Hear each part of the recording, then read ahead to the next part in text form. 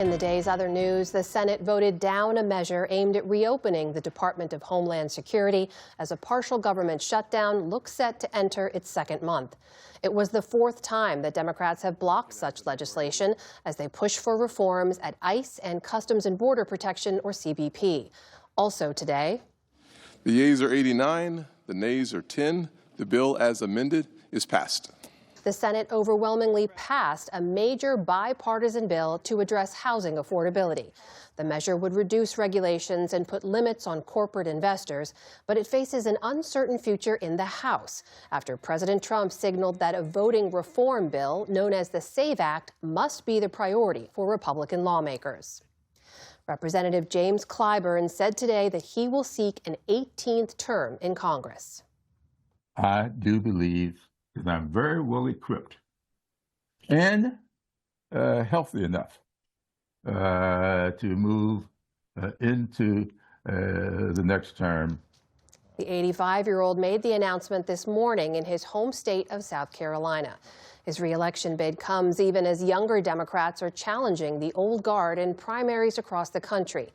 Clyburn has served more than 30 years in the House. That includes a long run as the #3 House Democrat alongside Nancy Pelosi and Steny Hoyer, who are both retiring after this term. His support was vital in helping Joe Biden secure the Democratic presidential nomination in 2020. Well, it's a tale of two very different weather patterns this week at either end of the country. Western states are facing record temperatures ahead.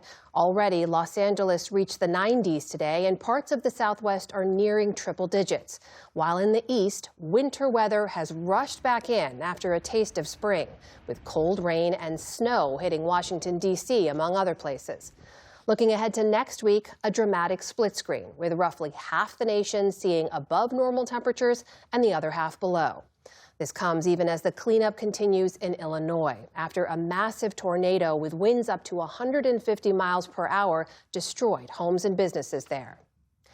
A Russian court convicted 19 people today in connection with a deadly shooting at a Moscow concert hall in 2024. 15 were sentenced to life in prison, including the 4 gunmen and 11 accomplices. The others received 19 to 22 years each. Authorities say the gunmen were citizens of Tajikistan who opened fire at a rock concert before setting the building on fire. All told, 149 people were killed, more than 600 injured in the country's worst such attack in 2 decades. A branch of the Islamic State group claimed responsibility for the attack. In Ethiopia, at least 50 people have died and more than 125 remain missing after landslides hit 3 of the country's southern districts. A local official says that most of the victims were found buried in the mud after days of heavy rains. Rescue efforts are continuing, and residents have been advised to move to higher ground as the rain continues. Mudslides and floods are common in Ethiopia during the rainy season.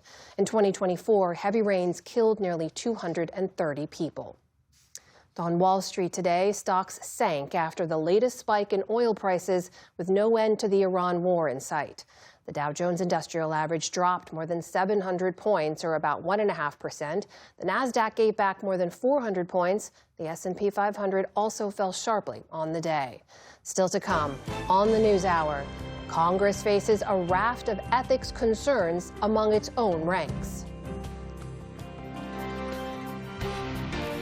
This is the PBS News Hour from the David M. Rubenstein studio at WETA in Washington, headquarters of PBS News.